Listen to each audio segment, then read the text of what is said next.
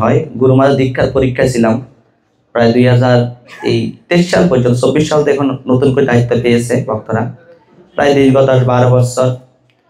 তো গুরু মহারাজের সেখানে 2015 সালে গুরু মহারাজ যখন ব্রাহ্মণ দীক্ষা দেয় বা দীক্ষা প্রদান করে, তখন তিনি বললেন যে তোমরা ভিক্ষা করে যা পেয়েছো আমাকে দেওয়ার দরকার নেই, তোমরা সমস্ত টাকা দিয়ে কমপক্ষে এক সেট ভাগবতম নিয়ে যাও তোমরা গৃহে।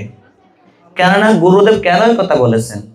গুরুদেব জানে তার শিষ্যের কিভাবে কল্যাণ হবে। এই কারণে তো গুরু কৃপাহি কেবলম।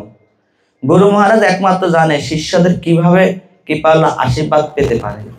এই কারণে এই শ্রীমদ্ ভাগবতম আমাদেরকে অধ্যয়ন করতে হবে, পড়তে হবে, গুরুদেবের নির্দেশ আমাদেরকে পালন করতে হবে। আর দেখবেন শাস্ত্র অধ্যয়ন করলে আনন্দ আছে কি নাই?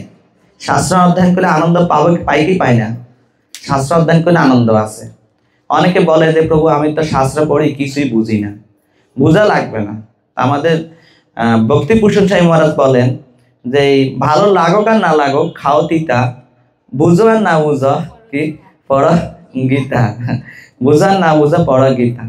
এই কারণে তিনি ভক্তিভূষণ সাহেবের তিরূপ বলেন এই যে আমাদেরকে নিত্যম ভাগবতম পড়তে হবে, ভাগবতম সঙ্গ করতে হবে।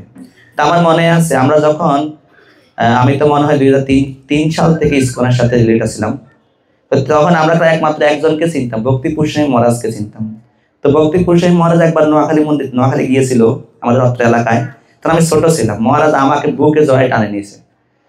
তখন আমরা সবসময় একজন মহারাজের শুধু লেকচার শুনতাম আর কাউকে চিনতাম না, শুধু ভক্তিভূষণ মহারাজকে চিনতাম। তখন তো এত মহারাজ হয় নাই, চিনতামও না। আর পুরুষোত্তম মহারাজ সিডি বিক্রি করতো, সিডি। তো এদিন ভক্তিভূষণ মহারাজ আসছে, মহারাজ আপনার সেই আগের সেই পাঠগুলো আমার মনে আছে। তো কি পাঠ? ওই যে উদাহরণ দিতে একটা গর্তের মধ্যে পড়ে গেছে, উপরে বাঘ নিচে সাপ, শুনবেন কি না কাহিনীটা? তো মহারাজ এই কথাটা কিন্তু অনেকেই বলে আমার, এই কথাটা কিন্তু অনেকেই বলে। মহারাজ এই কথাটা শুনি আমার খুব ভালো লাগছিল, আপনার যে পাঠা মনে এখনো হৃদয় গ্রন্থ মানে হয়েছে। তো সেখানে আসলে কেন বলছিলেন, তো গুরু মহারাজ তিনি জানেন যে আমাদের শিষ্যদের কল্যাণ কিভাবে হবে, এই ভাগবতম অধ্যয়ন এবং ভাগবতম রাখতে হবে। তো যার কি আমরা দেখেন একটা মোবাইল যদি আমাদের নষ্ট হয়ে যায়, কত দাম?